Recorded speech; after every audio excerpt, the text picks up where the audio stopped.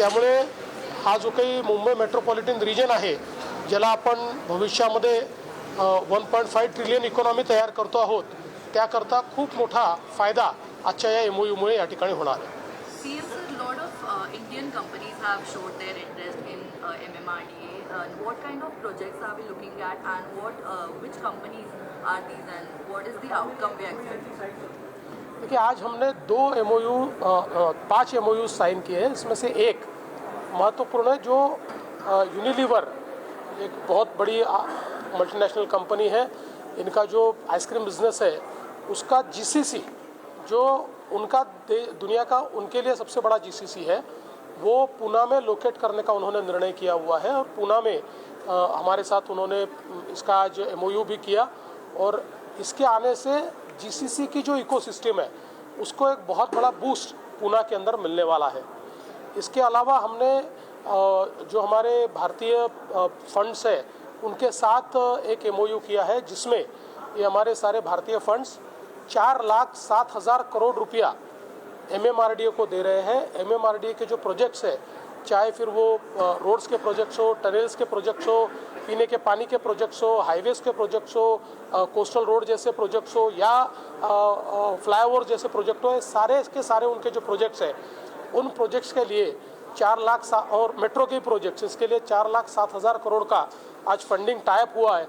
तो जो नीति आयोग के साथ हम लोगों ने MMR रीजन को 1.5 ट्रिलियन की इकोनॉमी बनाने का एक रोड मैप तैयार किया है, उसके लिए जो इन्वेस्टमेंट हमको करनी है, उस इन्वेस्टमेंट का आज टाइप हुआ है. मैं ऐसा मानता हूँ हिस्टोरिकल इस प्रकार का टाइप हमने किया.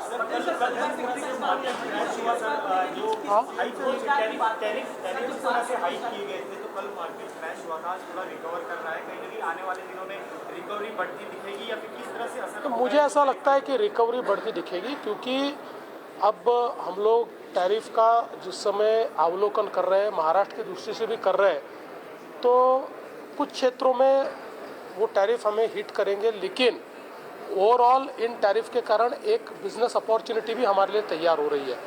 और हम लोग प्रयास कर रहे हैं कि उस बिजनेस अपॉर्चुनिटी को हम लोग असेस करके उस दिशा में आगे बढ़े. और मुझे लगता है कि ओवरऑल अगर हम इसका इफेक्ट देखें तो मॉडरेट इफेक्ट होगा, ऐसा इनिशियली तो हमको लग रहा है. इसीलिए मार्केट धीरे धीरे सुधर रहा है.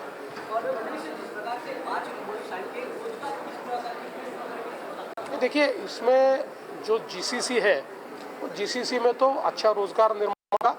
और बाकी जो 4 MOU है, ये इंफ्रास्ट्रक्चर के फंडिंग है. तो इंफ्रास्ट्रक्चर चलता है तो सबसे ज़्यादा रोजगार, बड़े पैमाने पर रोजगार का निर्माण होगा.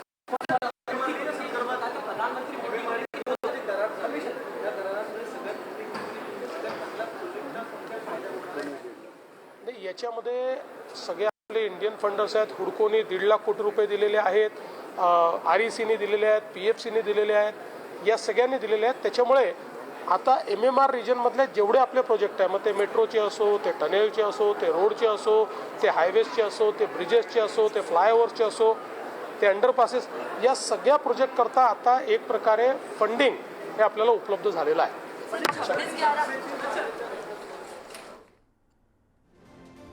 नीती आयोगासंदर्भात आमची निधीबाबत चर्चा झालेली आहे असं फडणवीसांनी म्हटलेलं आहे. अनेक प्रकल्पांसंदर्भात त्याला निधी कमी पडणार नाही या संदर्भात फडणवीस बोलले.